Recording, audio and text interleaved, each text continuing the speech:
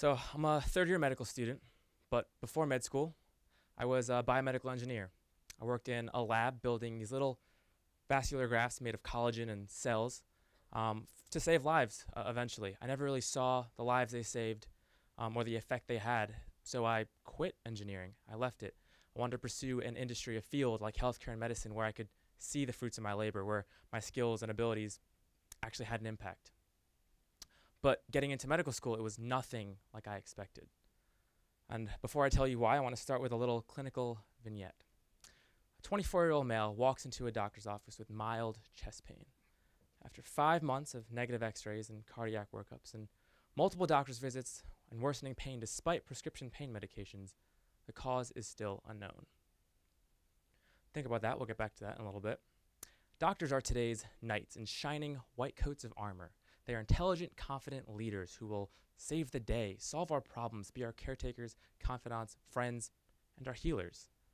As lifelong tried and tested students, we are trained to perfection. Well, almost.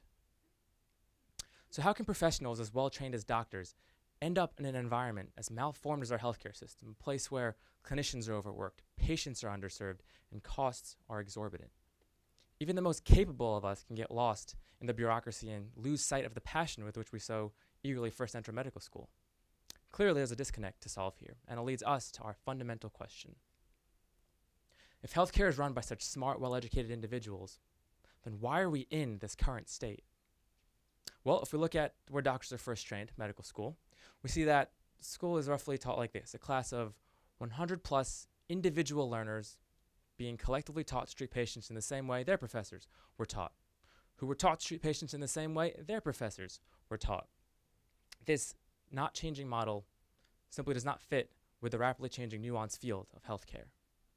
Medical school is a carefully regimented process full of standardized exams, standardized patients, preparing me to enter a field, a healthcare world that functions by maintaining these standards. But there's a problem here. Healthcare isn't standard. The human condition especially isn't standard. How and why we all get sick is just as unique as how we all live.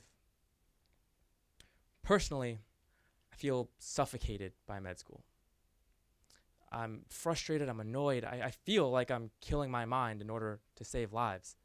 I'm turned off by the endless mnemonics I've had to concoct in order to memorize fact after fact after fact. After 2 years of being in the system, here I am, a mediocre clinical robot. I know a little about everything, and I've forgotten even more than I currently know.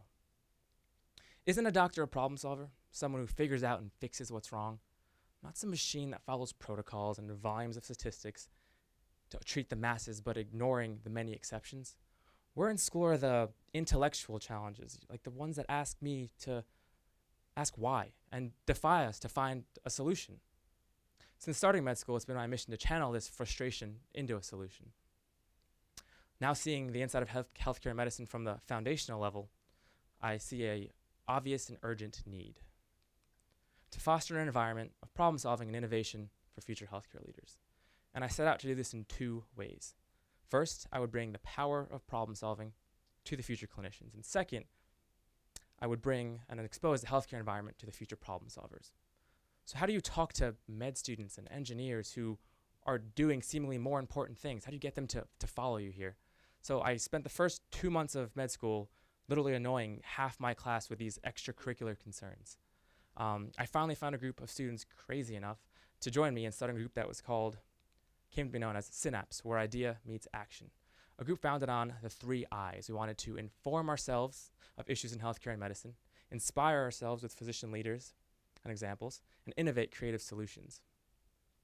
From then on, it was an exciting journey discovering our intuition and creativity and using it to incite change in the mindsets of our students. We developed student-led curriculum initiatives, designed healthcare debates and events that brought together leaders from various sides of healthcare issues to interact with our students, and actually created this hands-on osteopathic manipulative medicine clinic that exposed and showed who we are as doctors of osteopathy and allowed our students to use what they practice in the classroom to treat and ease the chronic pain of over 200 members of our community, all for free.